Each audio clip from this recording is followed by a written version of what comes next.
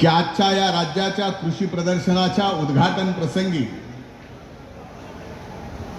देशाचे कृषी मंत्री आदरणीय शिवराज सिंग चौहान साहेब सुद्धा उपस्थित आहेत. व्यासपीठावर उपस्थित उपमुख्यमंत्री आदरणीय देवेंद्र भाऊ फडणवीस, आमचे नेते आदरणीय उपमुख्यमंत्री अजितदादा पवार साहेब, आमच्या भगिनी पंकजाताई,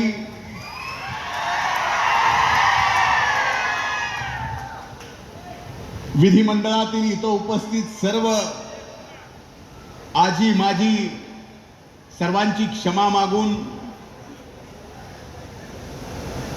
आमदार, कृषी विभागाचे सर्व, पशुसंवर्धन विभागाचे सर्व सन्माननीय अधिकारी, महसूल आणि जिल्हा परिषदेचे सुद्धा सर्व सन्माननीय अधिकारी, व्यासपीठावर उपस्थित सर्व सन्माननीय, आज या राज्याच्या कृषी महोत्सवाच्या निमित्तानं इथं उपस्थित माझ्या बीड जिल्ह्यातील आणि राज्यातील प्रभू वैद्यनाथाच्या नगरीत आलेल्या शेतकरी भावांनो, भगिनींनो आणि इथं उपस्थित पत्रकार मित्रांनो, सर्वप्रथम आपल्या सर्वांचं या कृषी प्रदर्शनाच्या निमित्तानं, उद्घाटनाच्या कार्यक्रमाच्या निमित्तानं देशाच्या कृषी मंत्र्यासहित, राज्याच्या मुख्यमंत्र्यासहित, दोन्ही उपमुख्यमंत्र्यासहित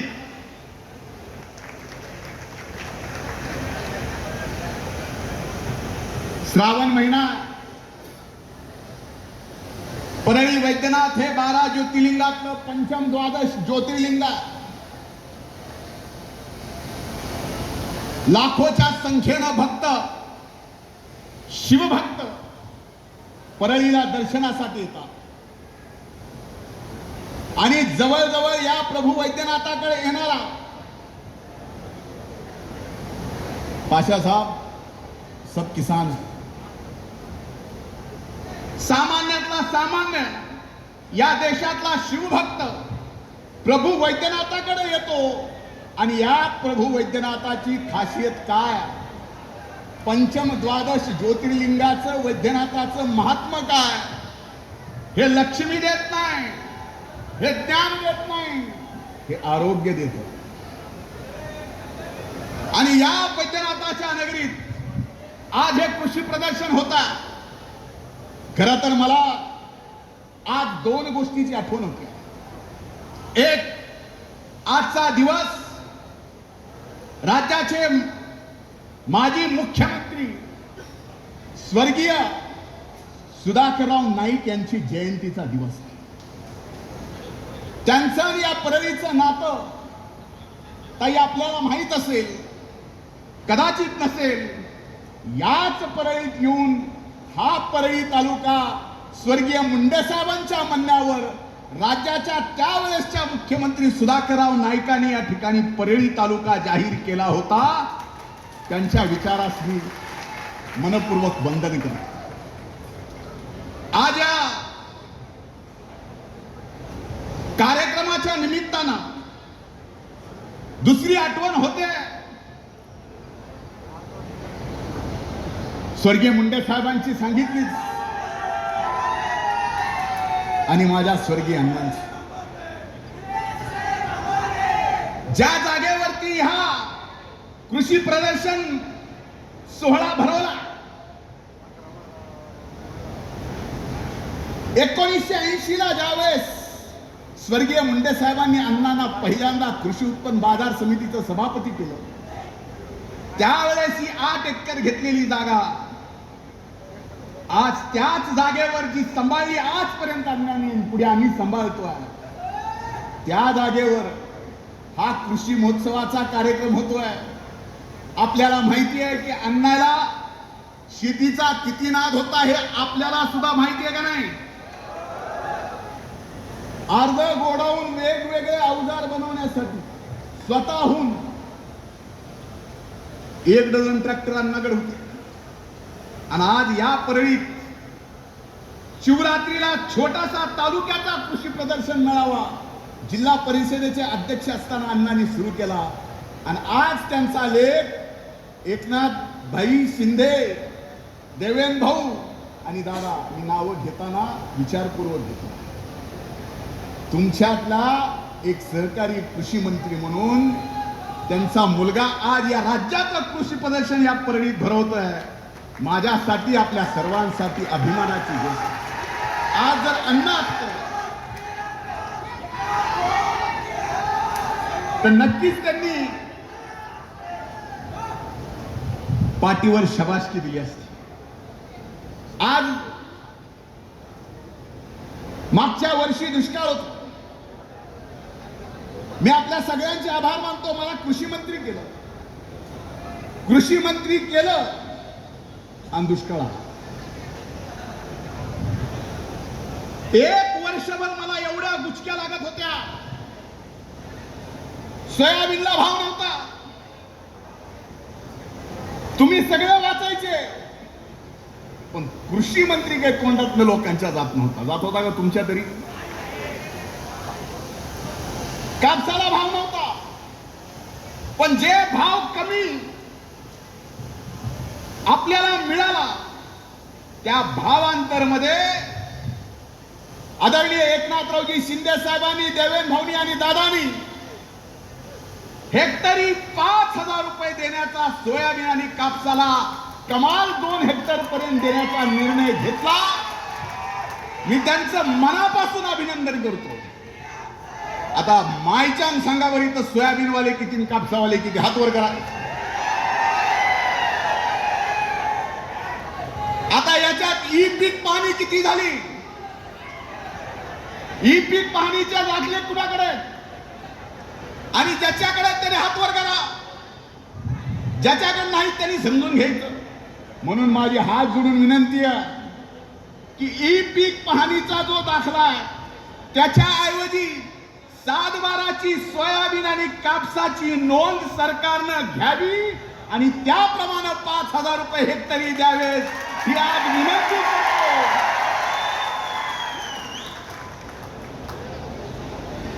खरं तर पीक विम्याच्या बाबतीत पंकजाताईंनी आपल्याला सांगितलं, महाराष्ट्र देशातलं पहिलं राज्य आहे की ज्या राज्यात 1,70,00,000 शेतकऱ्यांनी, देवेंद्र भाऊ आपण घेतलेला तो निर्णय, 1 रुपयात पीक विमा सरकारचे, केंद्र सरकारचे मिळून जेवढे पैसे कंपन्याला दिले तेवढेच पैसे शेतकऱ्याला सुद्धा मिळाले. मिळाले का नाही?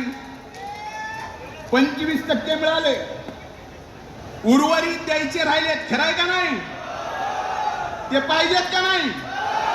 त्याच्यासाठी मामाजींना बोलवलंय शिवराज सिंग चौहान साहेबांना.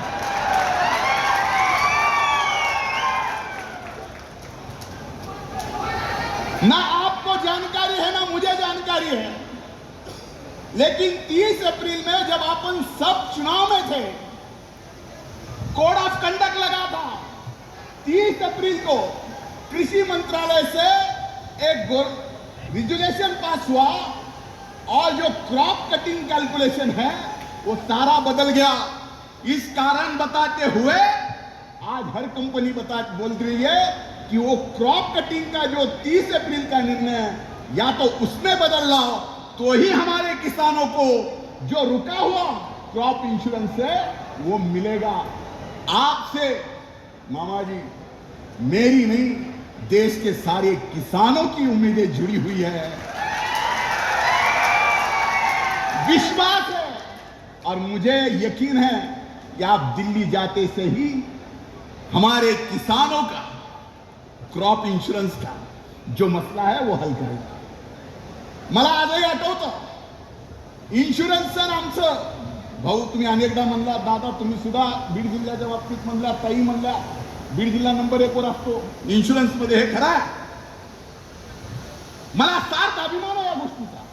1998ला श्रद्धेय अटलजी प्रचारासाठी या परळीत आले लोकसभेच्या, आणि पहिल्यांदा काही आप्पांनी म्हणजे स्वर्गीय मुंडे साहेबांनी अण्णांना सांगितलं, म्हणजे माझ्या वडिलांना, की तुम्ही भाषण करा. त्यावेळेस श्रद्धेय अटलजी समोर अण्णा म्हणले, कुणालाही त्यावेळेस सांगताना सचिनचा मनगट मुरगळलं तर त्याचं इन्शुरन्स आहे, पण शेतकऱ्याचं इन्शुरन्स शेतकऱ्याच्या पिकाचं नव्हतं. त्याची मागणी केली आणि त्यावेळेसपासून ही योजना आली. ही पूर्णत्वास नेण्यासाठी ह्या ज्या अडचणी आहेत त्या दूर कराव्यात, एवढीच मी मागणी करतो. आणखीन महत्वाची एक मागणी आहे, हात जोडून केंद्र आणि राज्य सरकारला, केंद्रानं तर फार मोठं पाऊल उचललंय सेंद्रिय शेती संबंधित. आज आपण बघतोय युरिया, डीएपी ह्यानी आपण बेजार आहेत का नाही? रोजगारी मिळतोय का? रोजगार मिळतोय का? हो का नाही? हो का नाही? मिळाला तर केवढ्याला मिळतो? काय रोज? आणि 1 एकर मध्ये युरिया टाकायचा तर किती दिवस लागते? 2 दिवस. या ड्रोनचा फोटो आपल्याला एवढ्यासाठी दिला की या ड्रोन मुळे युरिया द्या नका देऊ, डीएपी देऊ नका, नॅनो फर्टिलायझरनी या ड्रोन टेक्नॉलॉजी मुळे 1 एकर 7 मिनिटात फवारून होतंय. 30 एकरात 4 तासात 30 एकर फवारणी होतीये. आणि रोजचे 1 एकरला 2 गडी लागतात मजूर फवारायला, त्याला 1000 रुपये जाते. आणि हे जर नॅनो तुम्ही दिलं तर मी आपल्याला सांगतो 7% उत्पादन खर्चामध्ये कमी होईल आणि उत्पादनामध्ये 20% या शेतकरी मायबापाचा वाढ होईल. आम्ही हात पसरवणार नाही, ही शेतकऱ्याची जात हात पसरवणारी नाही. निसर्गाचं संकट आम्ही सहन करतो, निसर्गाच्या संकटामध्ये जसं संकट येईल तसं सहन करतो. पण निसर्गाच्या बाहेर जे संकट आमच्या शेतीमाल ज्यावेळेस बाजारात येतो त्यावेळेस जे निर्माण होतं ते मात्र आपण सहन करू शकत नाही, त्याचा राग असतो. म्हणून हात जोडून विनंती आहे की ड्रोन 1000 केंद्र सरकार राज्याला देणार आहे. ड्रोनच यायचे, फवारायचं काय हा प्रश्न पडायचा. म्हणून त्याच्या सोबत आपण nano urea, nano DAP, nano MOP हे सगळं जर दिलं तर नक्कीच माझ्या या महाराष्ट्रातल्या नाही देशातल्या शेतकऱ्याच्या उत्पादनामध्ये 7% कमी होईल, 10%, 20% उत्पादन वाढेल. कमी जास्तीला पाशासाहेब आहेत, काहीच नाही उगवलं तर बांबू लावायचं.